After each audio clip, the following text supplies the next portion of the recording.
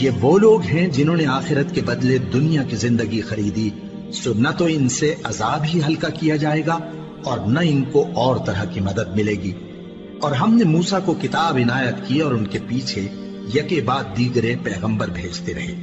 اور عیسیٰ ابن مریم کو کھلے نشانات بخشے اور روح القدس یعنی جبرائیل سے ان کو مدد دی۔ تو کیا ایسا ہے کہ جب کوئی پیغمبر تمہارے پاس ایسی باتیں لے کر آئے جن کو تمہارا جی نہیں چاہتا تھا تو تم سرکش ہو جاتے رہے،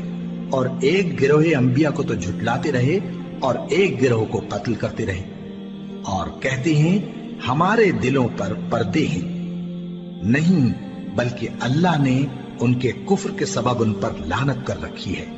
بس یہ تھوڑے ہی پر ایمان لاتے ہیں۔ اور جب اللہ کے ہاں سے ان کے پاس کتاب آئی جو ان کی آسمانی کتاب کی بھی تصدیق کرتی ہے، اور وہ پہلے ہمیشہ کافروں پر فتح مانگا کرتے تھے، پھر جس چیز کو وہ خوب پہچانتے تھے جب ان کے پاس آ پہنچی تو اس سے منکر ہو گئے، بس کافروں پر اللہ کی لعنت۔ جس چیز کے بدلے انہوں نے اپنے تئیں بیچ ڈالا وہ بہت بری ہے، یعنی اس جلن سے کہ اللہ اپنے بندوں میں سے جس پر چاہتا ہے اپنی مہربانی سے نازل فرماتا ہے۔ اللہ کی نازل کی ہوئی کتاب سے کفر کرنے لگے تو وہ اس کے غضب بالائے غضب میں مبتلا ہو گئے،